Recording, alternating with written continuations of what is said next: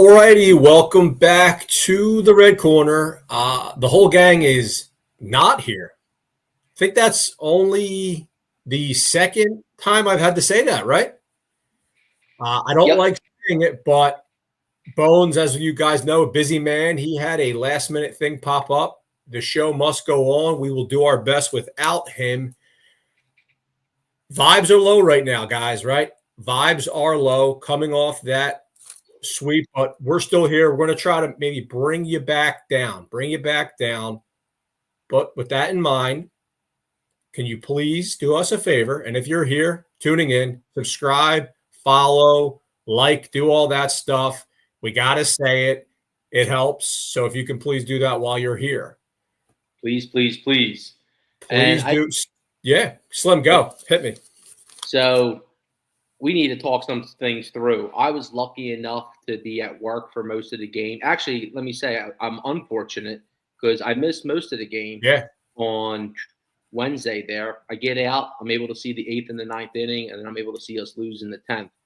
Right. We're coming off a series where we're playing the hated Mets. And you guys heard the stats already. Since the London series, you heard how bad we've been since the London series, but now we have the actual numbers. We're only one game above 500 since London. The Mets are 37 games above 500 since that same exact series. The pitchers that we didn't believe in last year on the Mets, they're still proving us wrong day in and day out. But you know what? We had a day off today.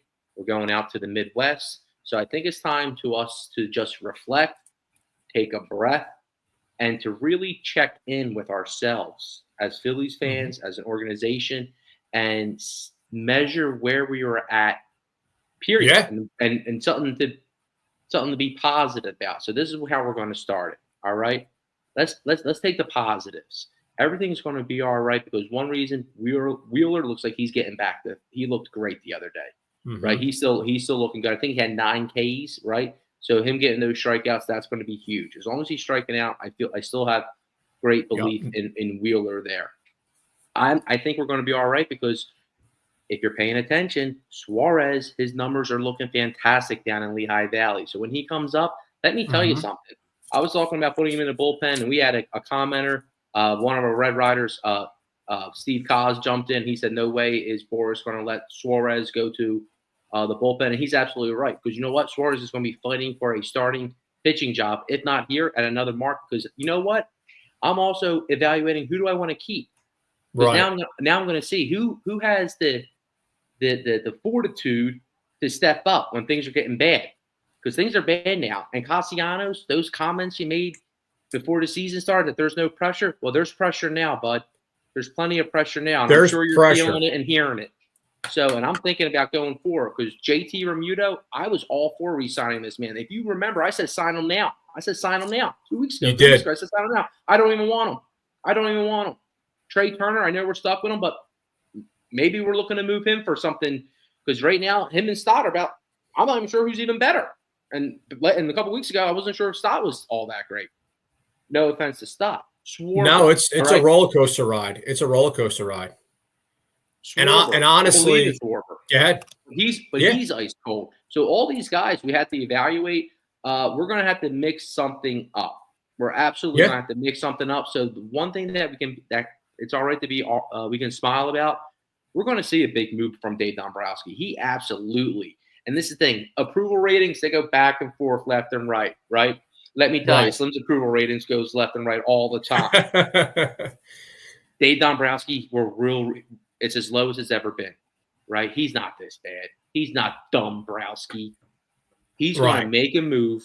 Hopefully it's the right one, and hopefully he doesn't overpay too much because I think he's going to have to pay. And we might have to move someone that he doesn't want to have to move, but we're going to have to get a power bat, another big bat in here by July, by the All-Star break or right after. We're going to have to overpay, bring someone in because that's the other thing. The slugging numbers just aren't there, and I'm so tired. First off, I'm tired of hearing Nolan. They're non-existent. Nola's crying about the weather. He's crying about it. Like, all right, we had that narrative. You can let us say it, but you keep that one in your head, bud. He literally came out and said he thinks he's going to be better when it gets warmer out. Get lost with that. That was bad. I've never heard that before. And then Topper's getting to the point where it's day in and day out. He's saying the same thing. And it's, we're good. We're good. Right. We're good. We're good. So my bad. I had to rant, but again, everything will be all right. Listen, I mean, get that off your chest, baby. That's why we're here. But like we promised on our socials the past couple days, this is the therapy session, right? This is where we're going to tell you, Devo and Slim here are going to tell you that everything's going to be okay. And this isn't one of those you're going to sit in a beanbag chair and get charged $250 an hour therapy session. This is live on the red corner for free. So, Slim, you just kind of voiced you bundled. I don't know how long that rant was, but you bundled. I look. It was at least like 4 minutes or something. At least 4 minutes, and you were cooking there. You said what you summarized what everyone's concerned about very, very well. But why are things going to be okay? Bring us back down here. Bring us back down. Things are going to be okay because of the starting pitching. The starting pitching is still going to be there. And I'm not talking about Aaron Nola. I'm talking about Wheeler being good. I'm talking about Suarez coming back and Andrew Painter along with Luzardo. I believe in the starting pitching. That 5-hole issue we had last year, I still don't believe we had that issue. That's something I think we've actually corrected. All right? We're hearing a lot of hate about the relief pitching and the slugging, and rightfully so. I'm going to get to that. We got into it already in the first 5 minutes.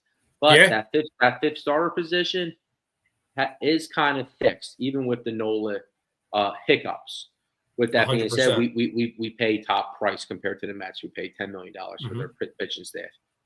It's going to be all right also because Dombrowski has to make a move. He's forced to make a move this summer. It can't look like the last 2 years.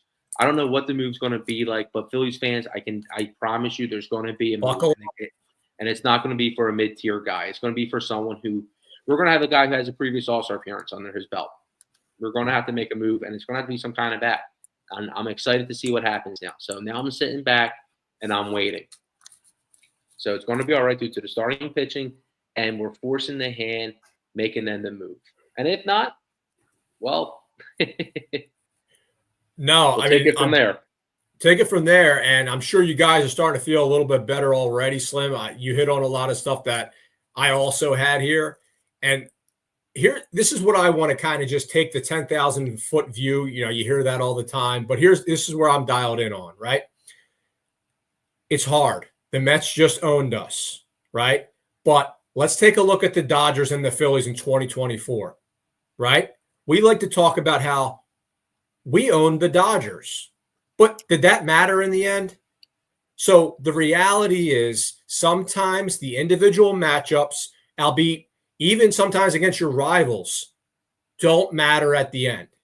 So I'm channeling that the Dodgers were still fine. They're still fine now.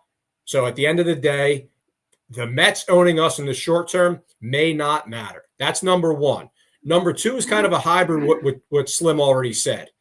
The team that we are now isn't necessarily the team that we're going to be in August and September. We saw it last year, but it was on the flip end, right? The team we were in June and July was not the team we were in October. Slim just hit on that. Trade. People go up and down. We have two guys named Ranger Suarez and Andrew Painter that are waiting in the wing. They haven't even been on the team yet. So let's wait for them to come in. Slim, you know what? Anything else you want to add there? You know what? As I was sitting back and I was inspired. I'm not going to lie. I was inspired by Bryce Harper. He's not somebody who's great with his words, I don't think. Personally, I think he's a little awkward sometimes. I'm not sure. I do think he's a great baseball player. He's an introvert. He's an introvert. That's a good way to put it. He's an introvert. Yeah. He tried to rally the troops yesterday with a couple comments, but I'm more into, like I said, that therapy, that music therapy. So I actually wrote a quick little chorus, and I would just like to sing this song to all the Red Riders real fast, so they can drop it down, baby, so they can feel better about the rest of this summer coming up. All right, here we go. Everything's gonna be all right. Rockabye. Wheeler's still nasty and Bryce will fly. Cassie might whiff, but he still might pop. Rockabye. Rockabye. It's gonna be all right.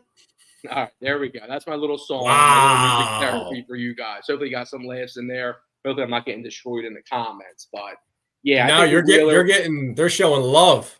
I think with Wheeler and Harper, we're going to be and somewhat. We have those foundational pieces. With that said, I think we got to make a big move. Got to bring somebody in. The point you made with the Mets, we might not see the Mets is a great point. We do have to get ourselves back in position so we're in the playoffs. Because right now it's looking a little tough. And then the third thing with the Mets especially, and I'm going back again, their pitching is better than their line. All right?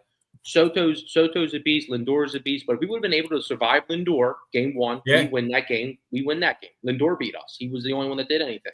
Dude, monster. He's a monster. All right, him and Soto, they're absolute monsters. I believe in the young third baseman, Vientes, whatever his name is. Yep.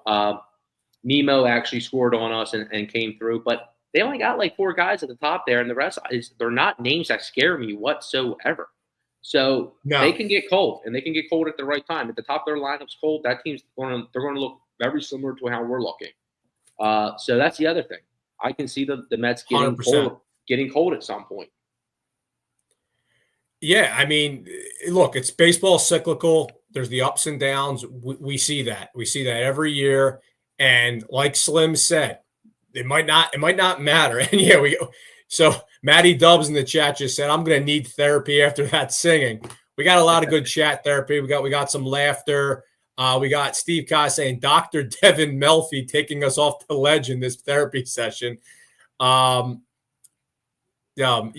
hope this helped you guys a little bit. Guys, settle down, right? Settle down. Don't get ahead of yourself. We went 10 years without making a single playoff appearance, right? We're still competitive. Things are rough.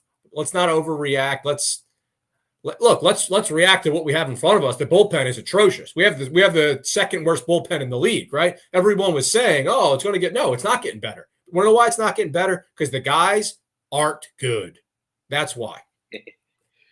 I'll tell you what. I was actually a little surprised. I think we've been a little bit unfair to Romano yesterday. I know his ERA is like 27 or 12 or something ridiculous, and I've seen all my friends on Facebook saying, "How the hell do you put a guy who went a 12 ERA?" And it's hard. It's hard. I'm with you. I'm really with you. He was put in a spot where the ghost runner's in, right? So that guy automatically scored, and he just. I don't know. I feel like again his stuff was looking a little bit better, a little bit faster. As I was watching the game, I really was expecting him to get out of that. Really? Yeah, I really was. I didn't. I was about to shoot off a text that I would have regret. I was about to be a Rojas and a Romano guy, but right now I'm only a Rojas guy. We will hold you accountable for that. Yeah. So I think his last start, he did look. I think his stuff was still a little bit better. He was put in a really tough position. And people were saying, why even put him in there? He's the only guy at that point. We saw we used Banks the night before. We used Strom, Alvarado. So, I mean, Romano was going to be the person we put in. Before that inning even came, right. Anybody was, you knew he was coming. So there was no – 100%. You can't get around the guys that you have out there, kind of like you said. I still think we're probably only one real good arm away. At this point, yeah, we gotta hash some things together. All right, so we got 100%. We got the positive out of the way. Now, chat, we're going to get to you before we transition to Feel the Love. But I'm going to say a number that concerns me the most, and I'm going to see if you know where I'm going with this, Slim. $10 million. Why do you think that number concerns me the most? I think the $10 million. The $10 million. Who do you think I'm referring to? The one that it's blindsided me is the whole Mets starting pitching staff is costing them $10 million. That's a good call out by you, but that's not what I was getting at. $10 million. Is Hoppe getting $10 million a year? Another good coincidence. I think he's getting like 9.8 or something. But $10 million is what we're paying Max Kepler for 1 year. And what I'm concerned about is I hope that $10 million doesn't make us play him an extra month than he deserves. Now, all that being said, I hope the guy turns it around, right? I hope he's the best left fielder we've ever had. But the reality is we can't afford, we're not in a year where we're in let people figure it out anymore. So I hope that $10 million number doesn't extend what he deserves in his window, if you catch my drift there. Let me say this, and this goes towards Kepler and all these people, all these players. No one on the Phillies team has over 2 home runs outside of Harper and Schwarber. And Schwarber's been ice cold for like a week. Wild. Ain't that's absolutely unheard of. Unheard of. Bohm's a little bit. He's catching on a little bit here, but not like ripping doubles and homers. He has no doubles, or he has no home runs. We're not slugging at all. So that stuff is really, really, really, really unheard of. 100%. All right, let's get to the chat here before we transition. Starting at the top here, Johnny Lightbulb checking in. I'm here. Hello, everyone. What's up, Johnny Lightbulb? What's up, Johnny Lightbulb? Long time no see. Nice to see you back. Shane R. with a couple of goodies here. What's it matter if our offense can't score for when the bullpen comes in? Say that again? I mean, what does it matter if our offense can't score enough for when the bullpen comes in? You're 100% right, because this actually reminds me, I was thinking about you, Devo, when we were talking about the gut-wrenching playoff loss last year. You came in, you were hot on the relief pitching. I was hot on the bats more so, I think, at that time. Right. So I agree. You have to score runs. We saw when they were winning a couple games versus Miami, what were they doing? They were jumping out early, right? That helps a ton. It helps the pitching. It helps Sanchez. It helps everybody out. When I said Sanchez, because he was a beneficiary earlier in the season of a quick head start. With that being said, our wins, Rockies, Miami, the Nationals, and then getting the Dodgers on an East Coast, their first East Coast swing after being on the other side of the world and California before coming to us. Yeah. So I do have serious trepidations about what's going to end up happening with this lineup, especially with us going into Chicago. Yeah. Chicago right now is last time I heard they were, maybe you have the numbers on this, so let me know, Devo. Yeah. They had the strongest strength of schedule, or one of the strongest strengths of schedule in baseball, and they're having one of their hottest starts in a few years here. They're looking pretty good. What do you expect is going to end up happening with this series starting tomorrow? And it's in Wrigley. Yeah. No, so we'll get into. Thank you for teasing that. We'll get into the Cubs series 100% because we got a whole segment dedicated to that, baby. A couple other quick things here. So Shawnee K coming in saying no shot. We need 2 or 3 arms. Are you saying that we need 2 or 3 arms, or we don't need 2 or 3 arms? I'm not 100% sure where you're coming from there. Well, Kubas, at the end of the year, one of these starting pitchers is going to have to be used in the bullpen, right? Yeah.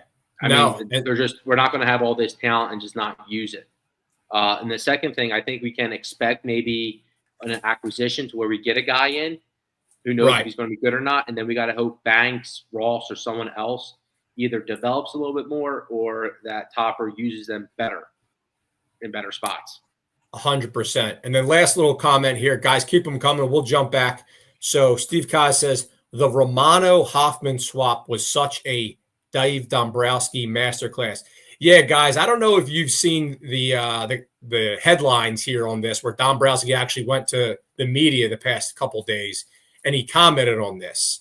Now, there's 2 things that have been getting some press that, the media headlines, the radio headlines have been jumping with. And this is where the red corner comes in, right? Because we'll sniff this stuff out and we'll kind of give you an opinion on what we think is them making something out of nothing, and then stuff that maybe you look a little more into. The thing that I think the radio and the papers are making something out of nothing is Rob Thompson saying the randomness of baseball, right? They took that out of context. He was just saying that the Phillies had a lot of hard hits, the Mets didn't, and they were beating that to death. Me personally, I think they're looking for a headline here. Now, the thing that I do think was something that we got to look more into, and we're going to talk about this right now, that Kaz teed us up, is Dombrowski commenting, and he's looking like sour grapes, right? Because the bullpen performance right now, coming off when he did not make any moves other than what we see here, is the biggest condemnation on him to date for us, right? And he knows it. He knows the bright light is shining on him. So what did he do? He came out there and said, "Oh no, we offered Hoffman a contract very similar to that." And what he's doing is he's trying to shine the light on Jeff, basically saying that he didn't accept it. But this is where we come in. If you notice, Dombrowski said dollars. Now, dollars just means that we might have offered him $9 million a year, but Jeff wanted 3 years. So it's not the same thing. So look, when you read that, look in that closely. Slim, did you catch that as well? No, I didn't get a chance to see that, but that's interesting because it's not just the radios and the local people getting on him. Hoffman's doing great. I'm sure he's seeing that Hoffman's doing fantastic over in Toronto. And Dombrowski, again, if he's feeling this heat and he's known, here's the thing. The other organizations he's been with, Detroit, I can't remember the other one on top of my head. But long story short, was it Boston? Boston and Detroit. He used to make these midseason acquisitions. He made one last year. It didn't work. 2 years ago, I don't think he made one at all. So I do think the third year is a charm. And, yeah, they have to make that. Again, they're going to have to make a move. I don't want to look back and think of Dave Dombrowski as a sitting duck. I don't want this dude to be in like the Hall of Fame. I don't either. And see him in the Hall of Fame down the line and just know when he got to us, it wasn't all in. Is there a chance that maybe Dombrowski, like you said, when you were talking about the money, he's saying, "Oh, we offer him $9 million." Is he going out there and doing some lip service for the ownership? I know you said the ownership's not cheap because our payroll's so high, but we paid a lot of people maybe some bad money, and we haven't used maybe smart money elsewhere. Is he not getting the okay to go spend 50 to 75 million on a relief pitcher? You know, because Hoffman was never going to sell tickets or anything along those lines. No, and then we'll transition to Love City Brewing segment right now. Just real quick, Matty Dubs in the chat said would rather have Bones pitch out of the bullpen than Romano. I feel that. Look, Bones can give you some innings, man. All right, Slim, here we go. What's going on here? We got a little bit of a technical issue. That's all right. We're going to work through this. I like this. We're going to work through this. Feel the love. Bang. Awesome. All right, guys. So this is Feel the Love. So this is from our proud partner, Love City Brewing. We were drinking those delicious Love City lagers over at the first tailgate, they went down smooth. So this is our weekly segment where we pick out a player and we show who we feel the love for. Slim, who are you feeling the love for this week? If you're paying attention to the socials, Love City Brewery, that same day, that same night, I felt like we brought the vibes. I brought this up earlier in the last podcast, but it's Rojas. I'm keeping the love for Rojas going this week. I was debating not doing it, but you know what? He's leading our team in batting average. He's batting .317. He has a .364 OPS and a .730 OPS. I know doesn't have that many at bats. He delivered an RBI. I think in 2 games, right? I know he delivered an RBI single. 2 games. In the 4th inning of the last game. So he's looking like he's actually having some clutch hits here and there, which is great. All he really has to do is turn that lineup over. And again, his defense is always pretty solid. I know he had a couple of just mindless blunders, but I think the time's now to really be super engaged. But I think when the competitiveness, when the engagedness is at its heightened, he's perfect out there on defense. I really do believe him. But he does got to make sure he hits the cutoff man right and all that kind of stuff. But I do believe in him covering ground out there.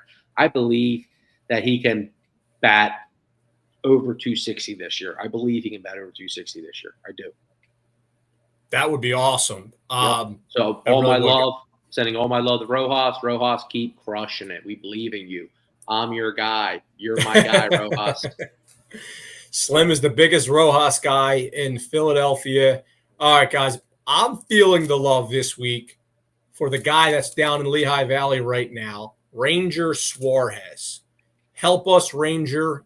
You are our only hope. We need Ranger back. We need that injection. We need that swagger that he brings to the clubhouse, that swagger that he brings to the mound. Ranger's one of those guys that has that FU attitude on the mound, just like Zach Wheeler. We need more of our pitchers and our hitters to feed off of that energy, right? When he's out on the mound, they know that if he lets up a couple innings in the first inning, he's not going to get rattled, right? If Ranger's not going to get rattled, if Wheeler's not going to get rattled, the hitters aren't going to get rattled. They know that they can just get settled in and do their job. In the second inning, if they're down 3 runs, they don't need to be trying to hit a home run on every at-bat because they don't think that it's going to be a 6-run game, right? I.e., I'm looking at you, Nola, with all due respect. So that enters the minds of hitters. It does. It shouldn't, but it does. So when we have guys like Ranger and Wheeler on the mound, they can keep it to 1 at-bat at a time. Ranger, we need you back. I'm looking forward to you getting injected right back into the lineup. And Slim, dead seriously, how awesome would it be if we even get 80% of the player he was for the first half of last year? Oh, it's going to be awesome, and I think we're going to get it. It looks like his swagger is back. I don't know. Did he do something with his hair? He has like a Jean Grey X-Men like gray streaks going in his hair now. It looks like frosted I tips. like it. Yeah, I like it. I'm in. He has the mentality. Wouldn't it be dope? Because it was Harper, like I said, kind of half-assed it yesterday. But Suarez, a guy who we know speaks English pretty well off camera. Yeah. If he went to, I mean, he hasn't gotten any stars, so he has no room to say anything. But a lot of Phillies don't have room to say anything because they're not the guys like that. Suarez is a guy like that who, if he came out in English and said, "We got to play better" or something, I feel that would be cool. I feel like people would listen to Suarez. I heard today people debating, could it be Castellanos come out with a statement? Someone else, everyone's talking about the Kelsey stuff, right? Kelsey gave an interview with WIP and said, like, this can either sink a team or bridge them to grow better. Sometimes you need Brandon Graham, a la Jalen Hurts, AJ Brown to call them out so they can heal their wounds. And I see that. I see that in our locker room. I see the clicks going on. Like, I'm not sure if everyone's all buddy-buddy. We see that the vibe check has been checked out. Suarez is a guy who, is tenacious as heck, and he's professional as heck. So he can definitely say it. He just has to have a good couple runs. Hopefully his performance leads us to do better, period. He doesn't have to say anything, but that would be sick. I'm all in on Suarez. All in on Suarez. Awesome. And then we got a nice little shout out to someone feeling the love for Willie D, saying he's feeling the love for Bohm, who has a 10-game hitting streak. Yeah, I mean, dude, shout out to Alec Bohm. The guy was in the absolute gutter, and now he's on a 10-game hitting streak. So shout out to him. He turned everything around. It's almost unfortunate that him turning it around did not coincide with the team turning it around, but let's still give him some flowers there. And when it comes to defense, him or Turner, I feel like Bohm's the better defensive at his position anyway. Bohm's been playing great third base, in my opinion. Stott's been playing great second base. I know he had a couple of tough snags out of this series. Our team, Turner had a couple more again. It seems like every week, every other interval, we're coming on here talking about an error or two or a play or two by Turner.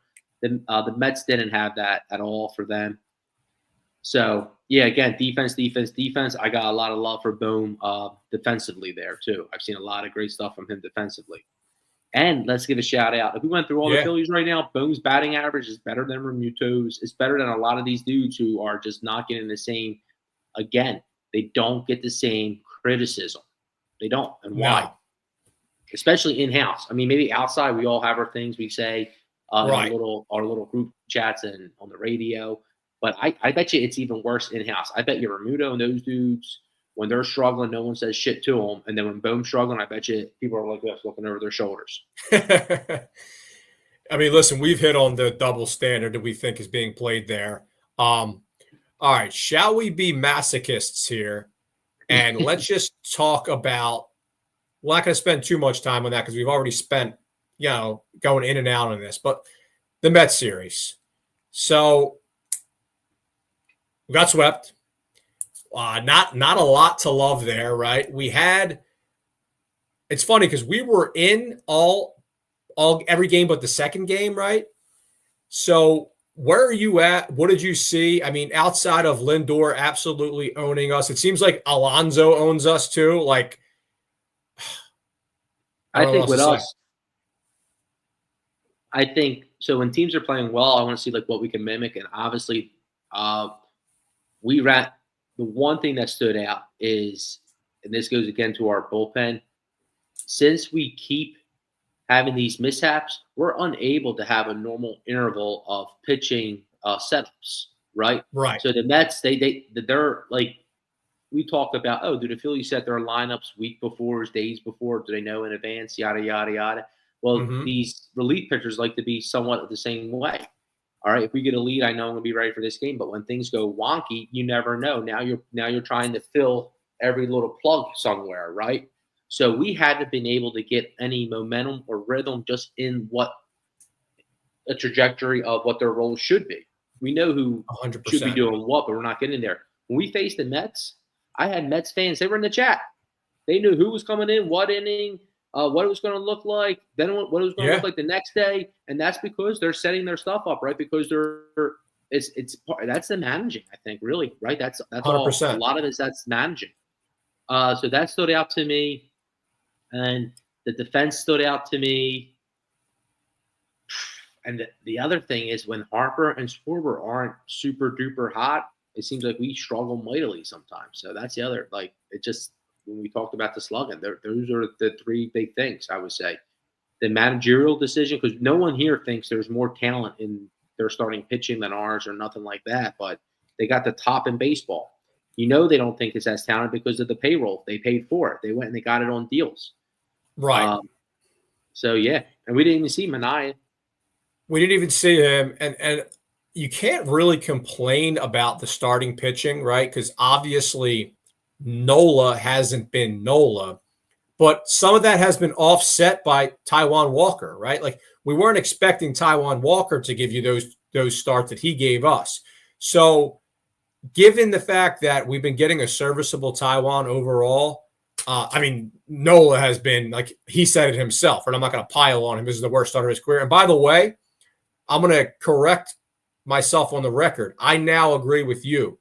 I think Nola was saying that he thinks he's having the worst start overall of his career.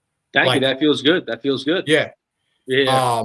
When I re-listened to that, I agree with you on that. But however, back, man, you're putting in the work, bro. Putting in the work. We don't mess around here, but I found a nice little stat that really represents this series and overall the season so far. And I'm going to give a shout out to this Twitter account, Philly Savant, because I was doing some research online and I came by this tweet. I was like, wow, this is exactly what I'm trying to represent. So bear with me for a second because this is where the Phillies offense ranks right now. And basically what we're trying to show is the Phillies are getting on, but they're not getting them in, right? So we are second in the MLB. The entire MLB in walks. We are top 10 in the entire MLB in batting average. We are third in the entire MLB in on-base percentage, right? We are fourth in the MLB in having batters on, so runners on base. But here's the kicker, folks. We are 20th in the MLB with batting with runners in scoring position. So we are getting runners on at a very, very successful rate, but we are not getting them in. So that's problem one. Problem two is the bullpen is some of the worst in the MLB. So what of those things are sustainable? In my opinion, I don't think the Phillies, the way they're hitting, that's not going to continue, right? I think that's going to smooth out and get closer to top 10 overall. The bullpen, there is nothing that I'm looking at this bullpen to make me feel good. Nothing.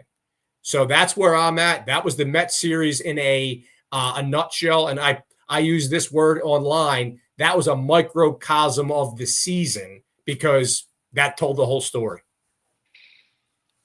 And I hear the optimism with the batting numbers and stuff, but the truth I see is we just saw, and I gave a ton of praises every week here to Nick Castellanos, changing his approach a little bit.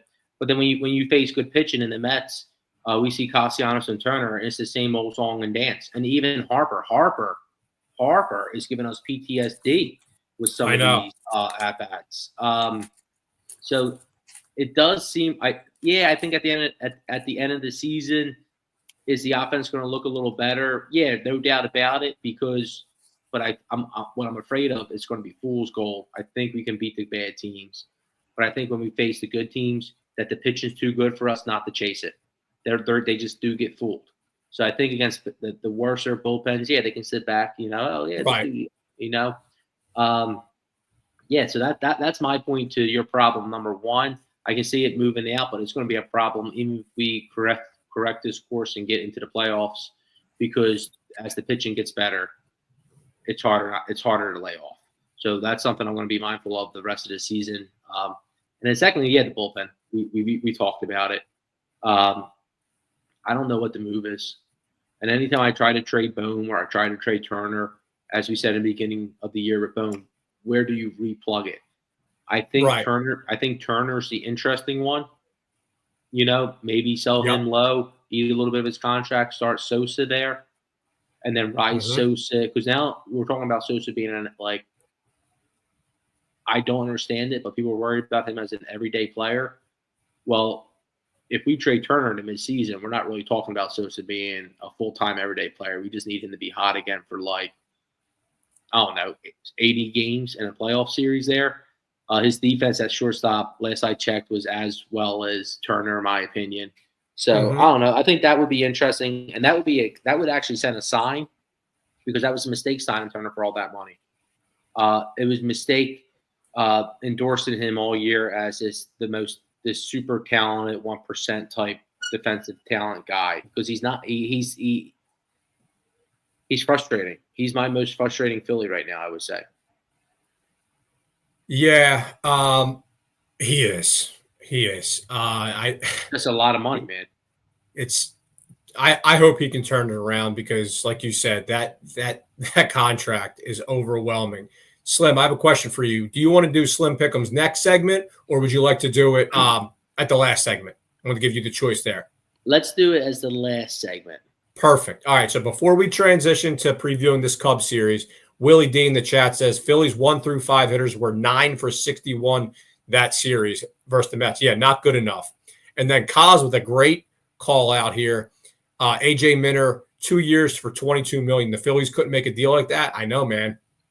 That's what hurts, man. That they are seeing those numbers, and the good thing is off-season number 2 is coming up when we talk about the midseason. So hopefully we can figure something out. Would you trade? And I would love to know what Philly Nation thinks about this. Trade Turner to the Sacramento Athletics. Okay. For Mason Miller.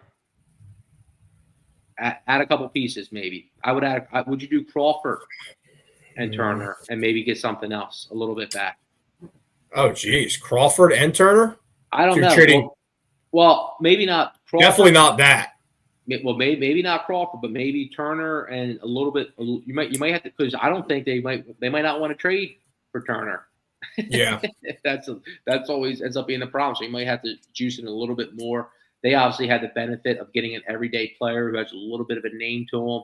Turner won't have the pressure. He'll be in a low pressure place. He'll be, I'm sure he can still play shortstop there. They got a little bit of thing going on, so they can just add to, the fans coming out maybe, because I know they're struggling again.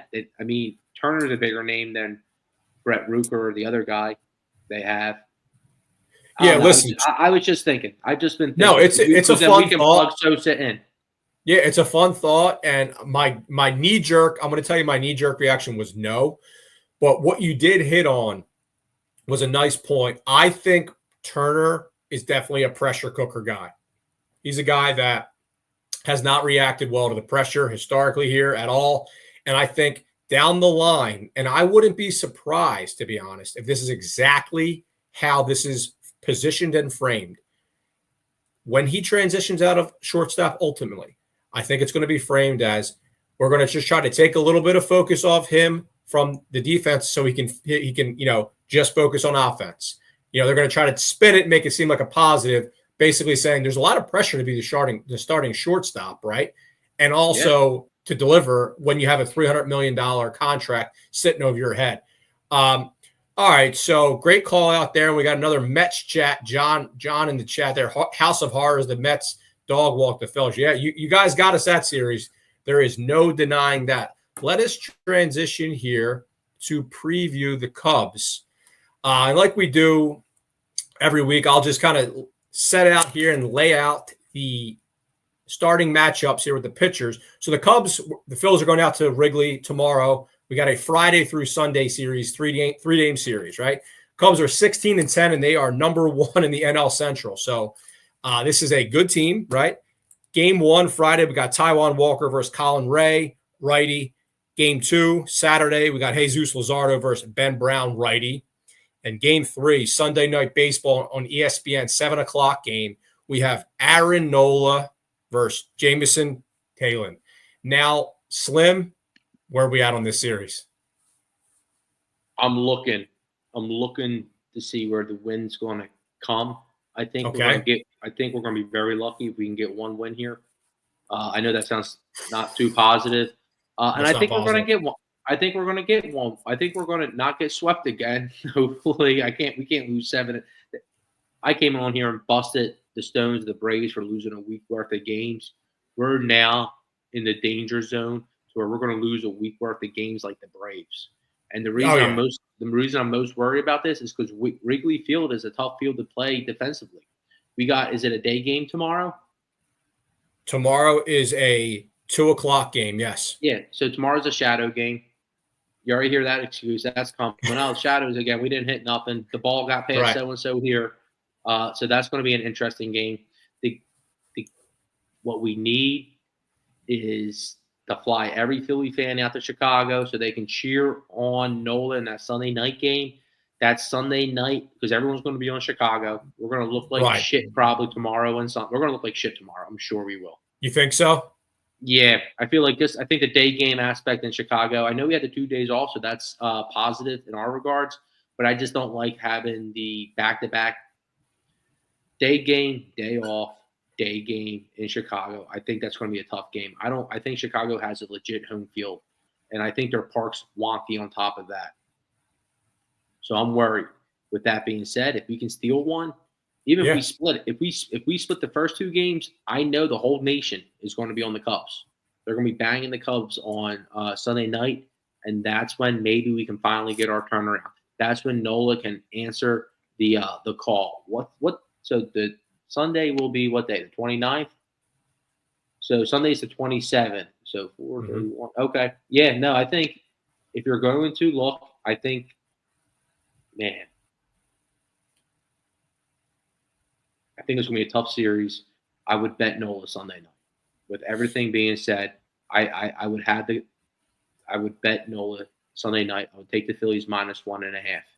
All right, I'm actually going to make that a little special play. That's a little teaser for to the next segment. Yeah, we're going to believe in Nola this weekend. All right, so let's just talk about who the Cubs are briefly here. So the Cubs, in case you guys don't know this, the Cubs are the number 1 offense in the MLB right now. So through 25 games, they lead the league in runs. So that's bad news.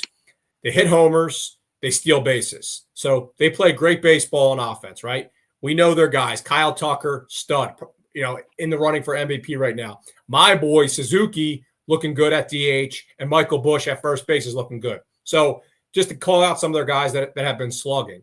Now, on the pitching front, they're kind of middle of the pack. So their pitching is not phenomenal as far as starting pitchers go. They're also not horrible, right? The other thing is we got 3 righties yet again. So maybe, just maybe, knock on wood, I'm knocking on wood as I say this, maybe this is the Harper Schwarber turnaround.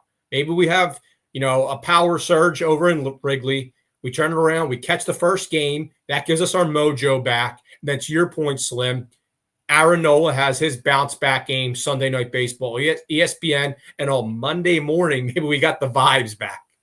Yeah, no, I believe it. So if we can steal one of these, just think about how big it would be if we go on the road and we can win a series versus the Cubs. Who knows? Like I said, I don't feel good about tomorrow. I think there's a lot of things. I mean, there's some positives. Let's be honest. I handicapped it one way. You can see where the day game in Wrigley Field is going to be tough. You can also see where the rest can help us reset. The other negative is we do have Walker going. So let's see where he's going to be. He's coming. I'm a little bit concerned with Walker. Listening to his interview before he got rocked the last game, he basically said, Right. "Oh, my first start, I had my cutter going. My second start, I had my changeup going. Then I had my curveball going. I'm kind of figuring it out during my starts, what's working, and I'm going to stick with that pitch since my fastball isn't what it used to be." That's scary, and that's going to be a scary proposition versus these the number one offense in baseball with the Cubs, right? Especially with 100%. maybe the early season MVP Kyle Tucker, definitely the nicest, the sexiest offseason acquisition as of yet. Oh yeah, he's crushing. 100%. He's going to end up getting $500 million, $600 million. He's going to get a ton. 500. He's going to get a ton, and his price tag keeps going up every at bat he has. It seems like this year, but yep. And you hit on this, right? We kind of laid out some of the positives. The negatives are it doesn't feel great. Like coming off that Mets sweep, it doesn't feel great that the two pitchers that we have going, Walker and Nola, right? So like that's not a huge positive, but maybe again we can get a bounce back Nola and we get Walker to kind of continue where we're going. Slim, let's transition to Slim-Pick-Ems, baby. Ooh, how are we feeling?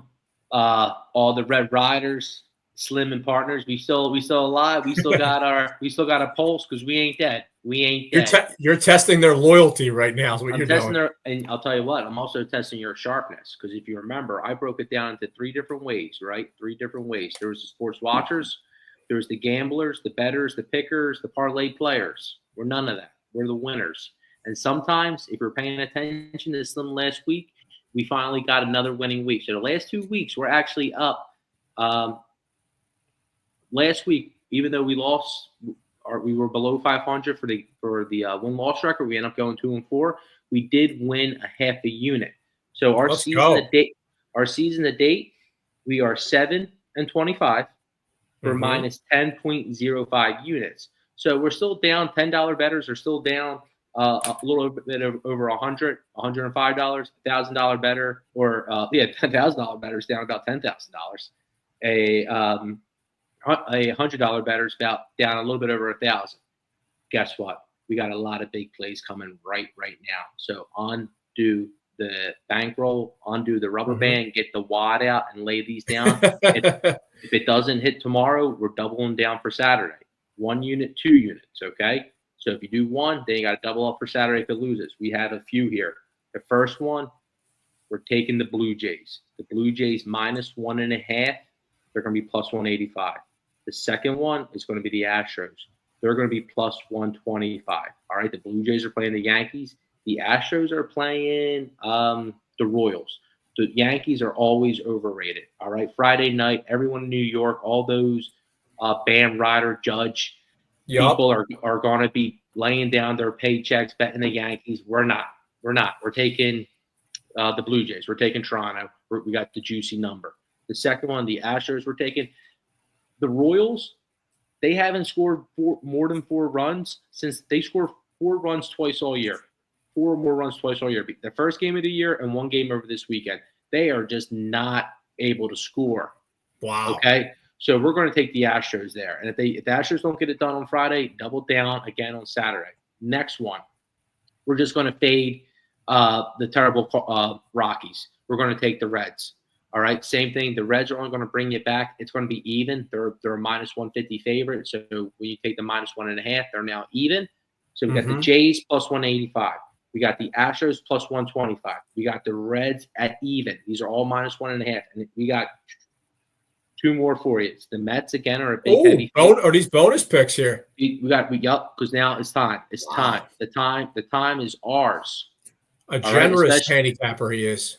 Right. So we're going to take the Mets even. You got to take that minus 185, make it minus 1.5. It's going to bring it down to even for tomorrow. If they lose, double down. Same thing. And here's the juicy, juicy, juicy one. We're going to take the Miami Marlins in Seattle. As of now, if you take a minus 1.5, you're going to get them at plus 285. Okay. So we got the Miami Marlins at plus 285. Jays, these are all minus 1.5. These are all double downs. Run lines. Jays, Astros, Reds, Mets, Miami. And here's my slim, sexy Sunday night pick. Here it comes. We believe in Aaron Nola. We're taking the Phillies minus 1.5. The line's not posted, but let me tell you, I'll post it all over the social medias. It's going to be a juicy one. We're going to get a juicy one, okay? So, again, in recap, Jays, Astros, Reds, Mets, Miami, and just the Phillies, those 5, all double down. Phillies, one-off Sunday night fade. Let's get it. Let's get it. This minus 10 is going to be plus 1 or 2 when I see you Sunday night or Monday night. All right, so bet responsibly, friends, and